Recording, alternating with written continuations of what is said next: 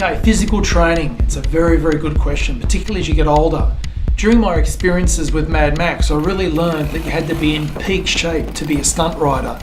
And that peak shape is not only to do the action that they require, but also to be able to hit the ground and not get hurt. Because as you build muscle, flexibility, a good strength in the body, it allows you to have an armor plating on your body to where you can substantiate hard hits with the ground and get up and then keep going. Over the years with the training I've been involved in, riders like James Stewart in America, Michael Byrne in America, Dan Stalfer here in Australia, Brian Starring in Australia, and I've learned a lot about physical conditioning. And probably firstly I'll say to you, the most important aspect of motorcycle physical conditioning is to ride the motorcycle. Whatever specific style of motorcycling you do, whether it's adventure, whether it's supercross, whether it's trail, whether it's trials, it doesn't really matter. You need to do that specific riding to get fit on the motorcycle. Nothing will replace that time in the saddle. As you get more specific with fitness, there's a few important areas. The first one is cardiovascular fitness. You can get cardiovascular fitness not only from riding the motorcycle, but also cycling, running, swimming, circuit training at the gym.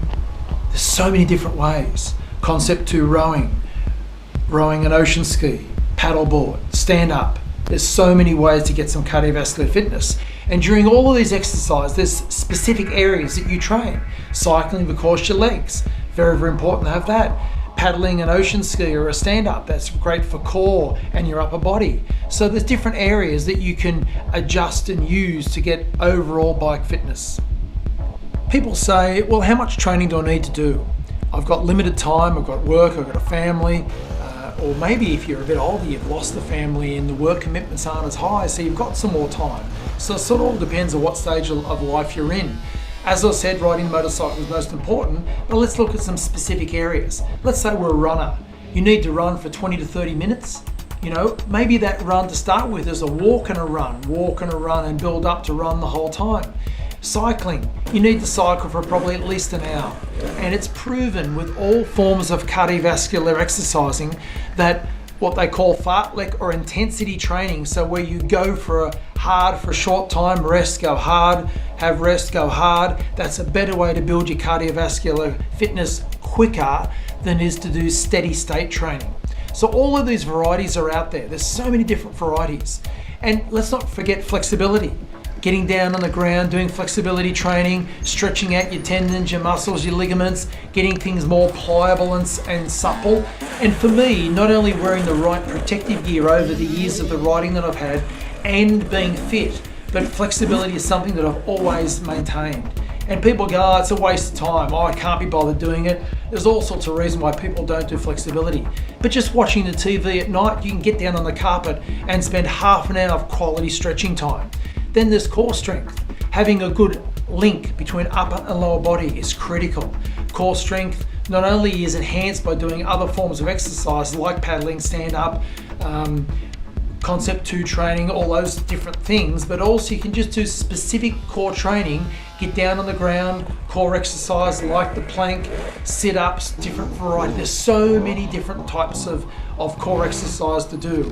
So flexibility, core strength, upper body, lower body, cardiovascular training, strength and conditioning, going to the gym, pushing some weights. That's also very good. But remember, a lot of people that are into serious motorcycle, more particularly racing, usually get a lot of forearm pump when you associate weight training with racing a motorcycle. Now there's a few reasons for that. We won't go into it at the moment, but be careful. If you're susceptible to forearm pump in your arms, then be careful what type of weight training you do, because I've noticed over the years that people who do a lot of weight training, they unfortunately get forearm pump. Okay, how about a basic workout that we might do for the general Joe Blow guy or girl?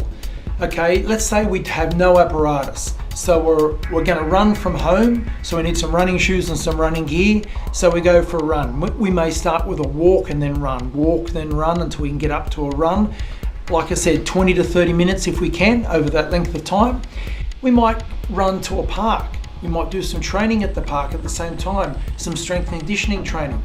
It might be some push-ups. It might be some dips on the chair that's in the park. It might be some pull-ups on maybe a tree branch where you do some chins and do some pull-ups. You can get a bit of a variety just in the general park. You can find all sorts of things to do it. Down on the ground, do some course training, some sit-ups, some planks, some side planks, some reverse planks. There's all sorts of isometric style of core exercise you can do.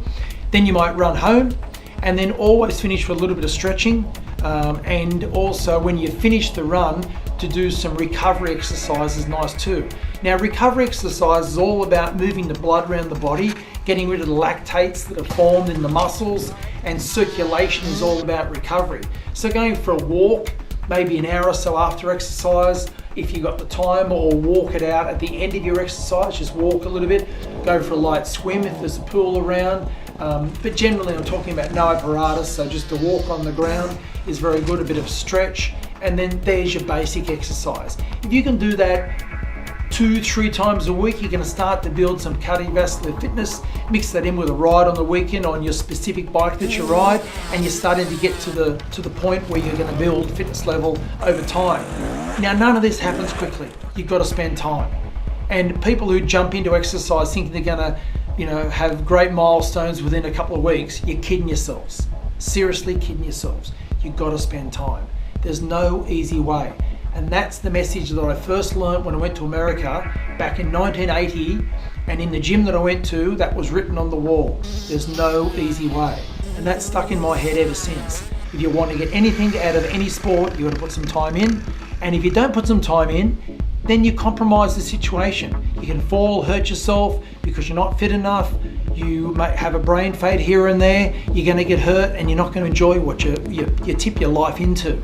So putting a bit of time into fitness is super critical.